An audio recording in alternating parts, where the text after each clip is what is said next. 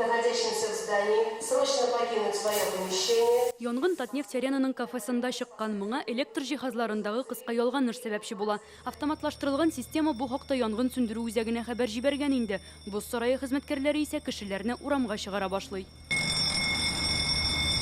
Тиз арада бу урынга гадәттән тыш хәлләр министрлыгы хезмәткәрләре, янгын сүндерүчеләр, медицина белгечләре килә. Бинадан 4 кеше чыга алмый калган. Коткаручылар аларга ярдәмгә ашыга. 2 кеше кафеда сүрем газы белән агуланган. Белгечләр аларны эзләп табып, кислород битлеген кидерәләр, носилкаларга яткызып алып чыгалар. Алдан әзерләнгән сценарий буенча үткән өйрәнүләрдә махсус хезмәтләрнең 90 белгече катнашты.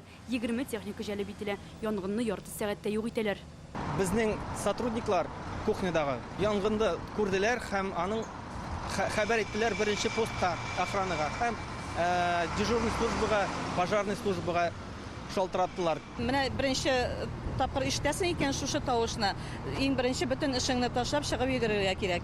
Татнефть-Аренада урыннар 9000 кешегә исәпләнгән. 2 атнадан Казанда БРИКС илләре уеннары башлана. Делегатлар бу Боз сараена да киләчәк. Шул сәбәпле барлык куркынычсызлык хезмәтләре дә әзер булырга тиеш. Татнефть-Аренада дзюдо һәм ушу буенча ярышлар узачак. Гомумән БРИКС илләре уеннары Казандагы 17 мәйданда оештырыла. Алар арасында үзәк стадион, бокс һәм өстәл теннисы үзәге, су спорты һәм ак барс көрәш сарайлары бар. Халыкара дәрәҗәдә узучы чаралар алдыннан мондый өйрәнүләр даими оештырыла. Өйрәнүләрдә катнаштылар Казан шәһәренең янгын сүндерү бүлекләреннән хезмәтчеләр.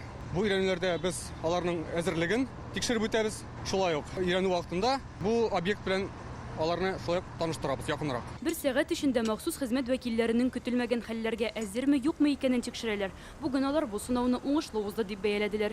Вообще задействован несколько объектов. БРИКС илләре уеннары вакытында шәһәр буйлап мобиль төркемнәр хезмәт күрсәтәчәк. Һәр спорт үзәгендә 20 медицина хезмәткәре эшләячәк. Универсиада авылы янында урнашкан сырхауханәдә авырып киткән делегатларны кабул итәчәкбез. БРИКС илләре уеннары узачак һәр объектта янгынга һәм террорчылык актларына каршы өйрәнүләр уза.